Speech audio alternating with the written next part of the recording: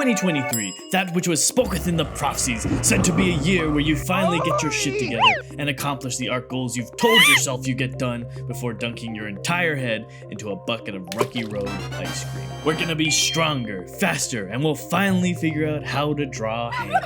It's a brand new year, and what better way to celebrate that by drawing some brand new babies based on Warcraft creatures. This is a fast foodie video where we're gonna take a little chill, and I wanted to start making some quicker videos where we just shoot the shit, talk about 2023 art goals, and things you can do to make the most out of your practice. But first, let's get started on our little man here, the Primal Thunder Lizard. I don't know about y'all, but it feels like the world is just going faster and faster to me every day. And I'm always trying to do something productive. Hell, during the holidays, I end up doing commissions, worked a full-time job at an animation company, freelance work with a game company while trying to make my own art and videos. I was pretty much at 150% for the entirety of December, and I got burnt out hard. Yet, I struggle with feeling guilty when I'm not being productive all the time. So while I'm sticking to getting a video out at least once a month, it feels good to just take some time and draw something that's lighthearted.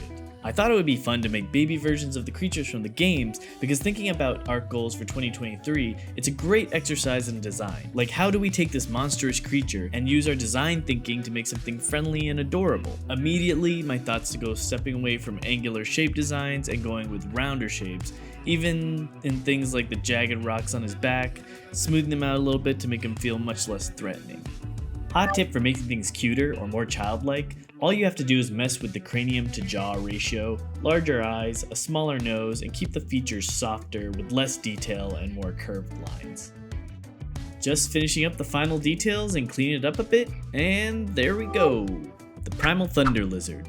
I don't know about you, but I think he's looking cute as heck. So let's get on to the next guy.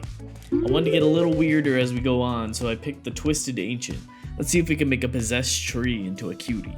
So let's talk about New Year's resolutions.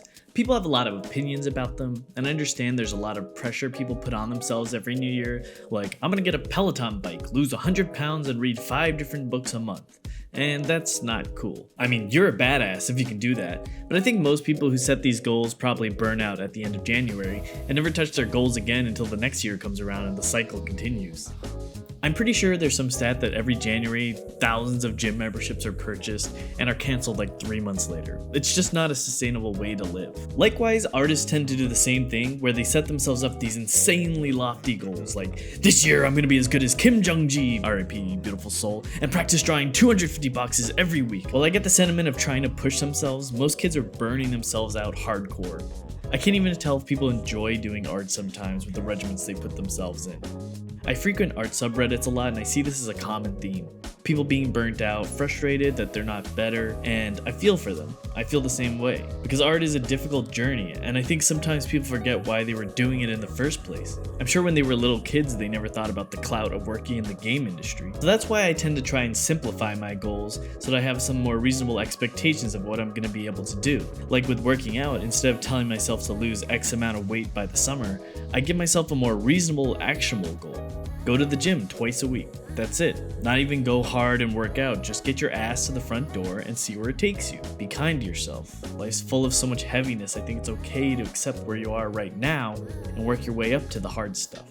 So for me personally, my New Year's starts the same way I actually start every month. I keep a notebook at my desk and just start writing.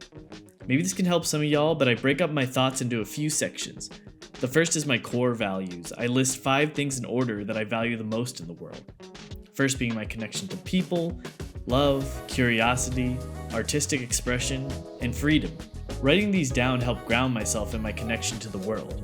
I try my best not to become so lost in the sauce of societal expectations, and remember that the things that really make me happy are when I'm hanging with my friends and family around a campfire and just enjoying the present moment.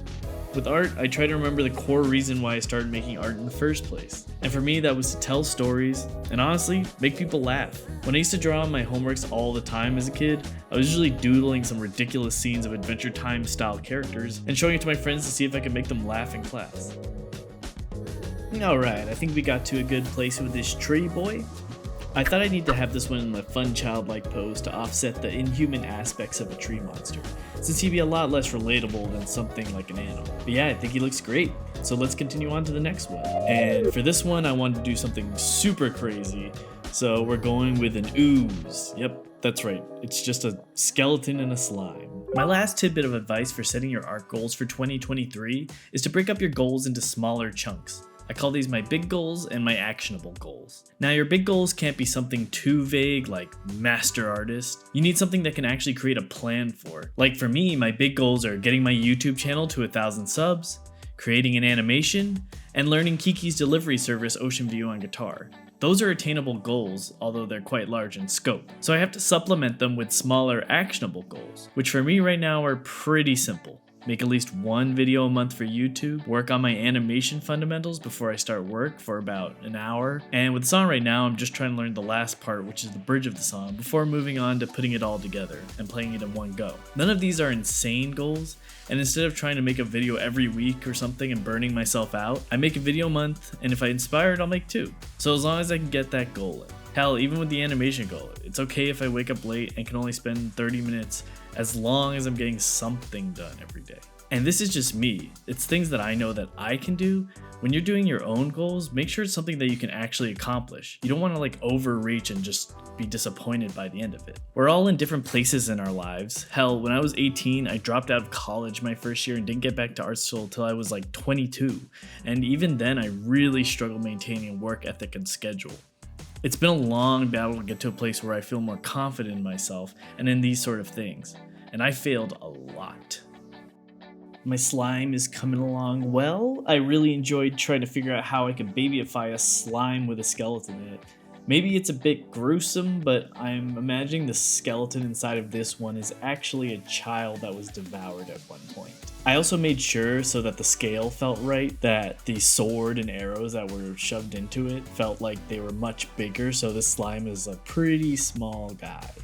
Alright, last finishing touches.